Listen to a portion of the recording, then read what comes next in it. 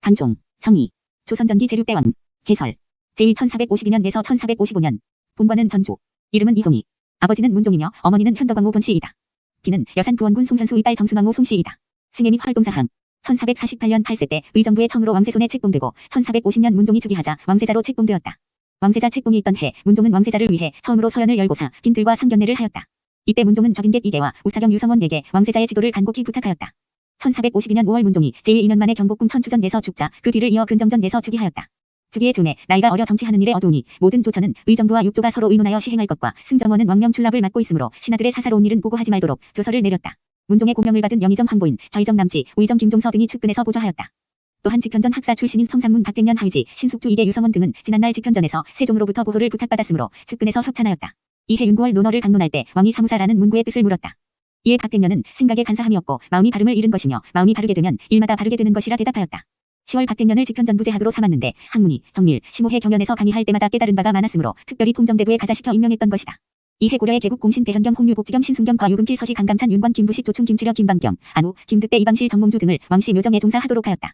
1453년 4월 경회로에 나가서 유생들을 친히 시험 보이고 또 무화관에 가서 무과를 베풀었는데 돈원 등 40명이 뽑혔다. 온성과 함흥 두 고을에 성을 쌓고 나난 무산 의두 성보를 설치하였다. 악학제조 박년 이세종의 어제학보를 인쇄 반포하기를 청하자 허락하였다. 왕이 대신 황보인 김종서 정분 등에게 자문해 박중림을 대사관에 임명하였다. 한편 양성지에게 조선도도 팔도각도를 편찬하게 하였다. 1454년 정월에 송현수의 딸을 맞이해 왕비로 삼았다. 이 달에 집현전 직제학 양성지가 황급 집현도를 찬진하고 3월 춘추관에서 세종실록을 찬진하였다. 그해 5월 저승지 박택년이 경연에서 왕에게 안일과 태만을 경계하도록 진언하였다.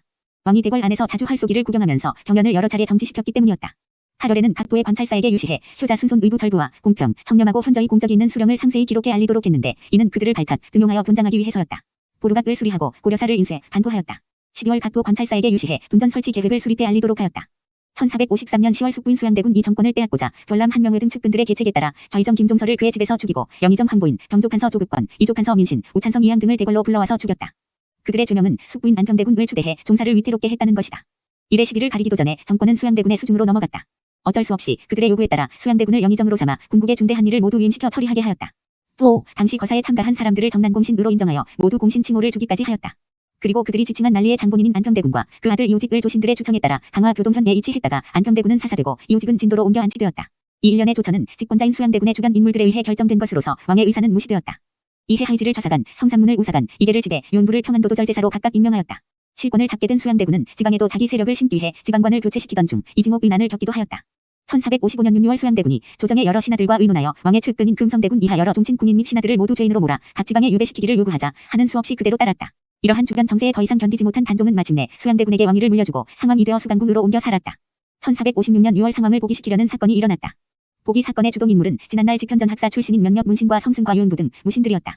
이들은 세종과 문종에게 특별한 은혜를 입었으며 또 원손을 보호해달라는 간곡한 부탁을 받은 인물들이었다.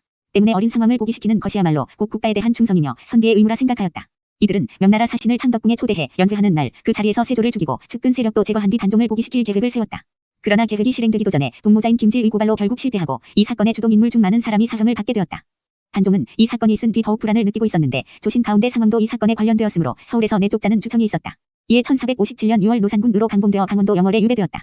영월에서 유폐 생활을 하는 동안 매일같이 관풍내 중로에 올라 시를 지어 울적한 회포를 달래기도 하였다. 이해 9월 경상도 수능에 유배되었던 노산군의 숙부 금성대군이 다시 복위를 계획하다가 발각되었다. 이에 다시 노산군에서 서인으로 강봉되었다가 10월 마침내 죽음을 당하였다. 1681년 내 노산대군으로 추봉되고 1698년 전 현감 신두의 상소에 의해 복위가 결정되었다. 시호를 공이온문 순정한장경 순돈효대왕으로 묘호를 단종으로 추증하고 능호를 장능이라 하였다.